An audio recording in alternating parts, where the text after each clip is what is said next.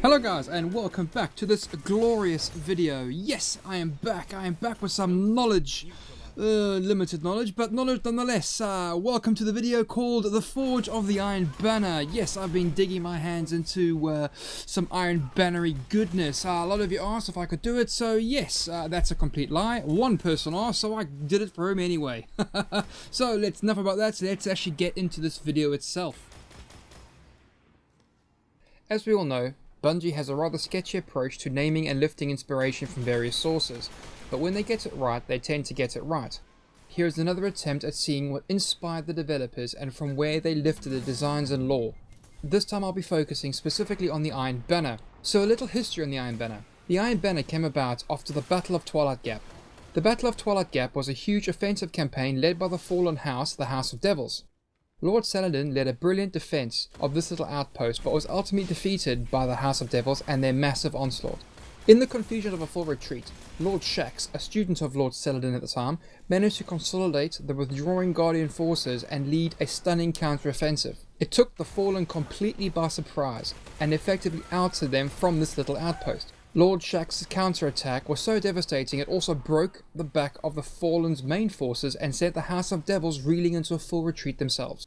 Faisal Crux commemorated the Battle of Twilight Gap and the thousands of dead Guardians by creating Galahorn. Every Galahorn is forged from the armour of those brave Guardians who valiantly gave their lives in the defence of their city.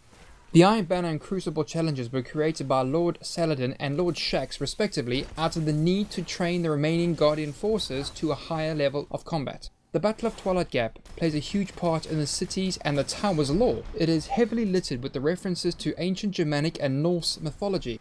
So how does it all fit together? Firstly, a little history about these old Germanic tales and Norse beliefs. Here is a very brief version of the tale of Ragnarok, the Twilight of the Gods. Please forgive me if I do pronounce certain things incorrectly. I'm not ancient Norse. I have been given some tutoring on how to pronounce things, but I'm still going to get them wrong.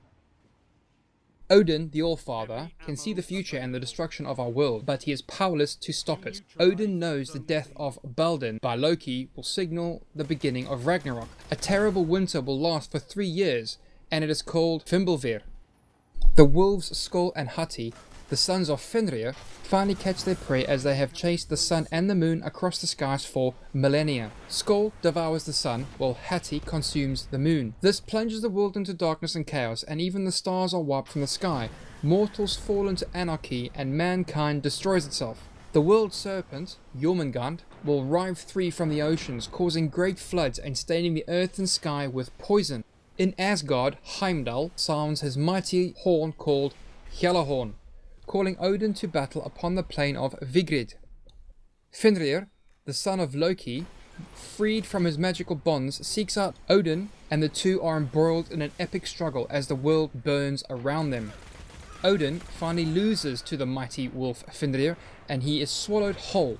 Upon seeing this, Odin's son Vidar grabs the huge wolf Fenrir by the jaws and tears the massive beast apart. Thor, the Lord of Thunder, attacks Jormungand and kills the world serpent outright. However, in so doing, is fatally poisoned by the despicable monster and dies himself. Loki and Heimdall ultimately end up killing themselves, ending their feud in bloody, armed combat. Surt, the oldest and most powerful giant, flings fire and flame in every direction, and the 9 worlds burn. Friend and foe die alike, as the earth sinks into the sea. So that was the basis of Ragnarok. And this is how it ties into Destiny and starts to get interesting. Firstly, let's discuss the overall design and map for the Iron Banner. The main theme for the Iron Banner is a tree with 2 wolf heads on either side of it, and it is plastered everywhere. From the bounties, to the emblems, to the armor, to the weapons, even Lord Saladin himself. The tree represents a warden tree, or Yggdrasil. Yggdrasil is Odin's tree. Ygg is another name for Odin, and Odin hung himself from this very tree in one of the epic Eddas. The 2 wolves either side of this giant ash tree are Geri and Freki. Geri represents greed and Freki represents ravenous desires. We as Guardians battle it out in and around the tower, Yggdrasil, to satisfy our desires for fame, Freki the ravenous, and sweet loot, Geri the greedy. Further evidence pointing towards the tower being Yggdrasil is that Odin's tree connected the 9 realms to Asgard, and the tower connects us to the greater solar system of 9 planets. Depending on how far you want to go down the rabbit hole, you can pose that the 3 titans, Lord Saladin, Lord Shax, and Commander Zavala, are clever nods towards the 3 Norns, Urda, Skuld, and Verdandi, the weavers of destiny, the defenders and caretakers of Yggdrasil. As for the playable PvP map, I can't find a reference in it that links it to Norse mythology, apart from its name, Twilight Gap, which is a reference to Twilight of the Gods, Ragnarok. Okay, so that sorts out the main design and map. Next, weapons and armor, and in particular, the legendary weapons and legendary armor that you can purchase from Lord Saladin. This is where it seems Bungie have let themselves down a bit. The weapons and armor along with the shaders and emblems have little or no meaning to these epic tales. All the armor is simply called Iron Regalia and makes no mention to any battles, gods or ancient creatures. The weapons found within the Iron Banner do have some interesting references. Weapons like Aphrodite's Spear, Similar's Wrath and Yolder's Hammer have no connection to the Edders, and I couldn't find anything on them.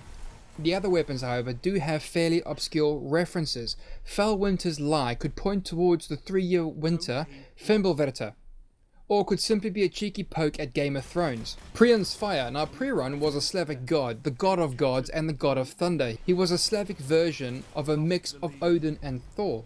Radagast's Fury is my favourite one, to be honest, as Radagast was an old Slavic god of hospitality and mutuality. According to the legends, he is credited for the creation of beer. Clearly, Bungie wants us to drink beer and enjoy while we play Destiny. With Scory's Revenge, nothing was found apart from the word itself, Scory, meaning purr or to purr loudly. Timir's Lash could be a direct reference to the great Mongol warlord Tamerlane. Between the 13th and 14th centuries, his armies were feared across Europe and Asia as they were responsible for around 17 million deaths. I could find nothing else linking the weapons and armor to the Edders. Even Lord Saladin's name has nothing to do with these old histories. Saladin, or Salah ad-Din, was a Kurdish sultan who defeated King Richard I, which is King Richard the Lionheart, during the Crusades in 1187 at the Battle of Hattin. To me, it feels the devs got so far into the names and references with these weapons and so on and so forth and just stopped early. It just feels like it's incomplete almost. Okay, now that the legendary weapons and armor is out the way, let's move on to the exotic weapons and armor. The armor of Alpha Lupi and Gjallarhorn. Gjallarhorn first though. Gjallarhorn was the name given to the horn used by Heimdall to call Odin and his kin to battle upon the huge plain of Vigrid. Gjallarhorn is done rather well, with 16 wolf motifs and an image on the viewfinder depicting Hugin and Munin, the 2 ravens of Odin, who bring news from afar, letting Odin see the world and its ongoings. However, this little image could also represent a 2-headed eagle, a design used by old Germanic warriors. Either way, it is a very clever tip of the hat to the old histories of Norse and Germanic mythology. Right, onto the armor of Alpha Lupi. Lupi would be the plural of lupus or wolf. These armor pieces are the alpha dogs or alpha wolves of the Destiny Guardians. The Alpha Lupi chest pieces also carry the wolf motif, pointing back to the 2 wolves in the Iron Banner design, Geri and Freki. As the players don these, they become the embodiment of Odin's 2 hounds, who partake in the hunt of the Iron Banner. However, the 2 wolves honoured could also be the 2 sons of Fenrir, Skoll, which is treachery, and Hati, the hater or enemy, who will eventually eat the sun, Sol, and the moon, Mani. Of course, any cunning linguist out there will notice that Alpha Lupi mixes Greek and Latin, but in this case we'll just let it slide. Okay, so based on what I've learnt over the past week, it seems to me that the Destiny developers have done well, binding the tales of Ragnarok and the old gods to the actual game itself, with sly hints to the playable PvP map, Twilight Gap. This again is another epic struggle of good versus evil, light versus dark. But I think it was more of a case of, yeah, that sounds badass, let's use that, or that looks cool, stick it in over here. And to be fair, it does actually work. They could have done so much more with it, since there is so much actually out there and in these old ancient tales. The designs and laws lifted from these mythologies actually looks good in Destiny, and the weapons and armor surrounding the Iron Banner do look pretty sweet, and it lets other Guardians know how much ass was kicked in getting them. So actually, all in all, you know, pretty good job. Tier medals, beer and bacon for everyone. Right guys, thank you very much for watching this video and listening to me prattle on. Thank you very, very much. Believe it or not, I'm not the only one who actually had input into this. Very good friends of mine, G-Talk, Side Dread, Book of the Looker, and Grit Breather helped me out with this actually, proofreading and making sure I didn't make any sort of lore mistakes. G-Talk also, I want to say, linguistically coached me, so blame him if I say it all wrong, because it's his fault, not mine.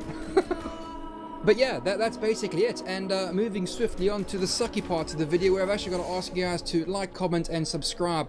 Particularly comment, because if I've got anything wrong, please let me know so I can actually amend the article attached to this video. Oh, and if you guys want to read up on the history yourselves, there are links in the description of where I grabbed the information from, and I'll probably be reading a Edda myself in the next few days, and you guys can all laugh at me and how I fail. Thank you very much for watching, guys. Cheers.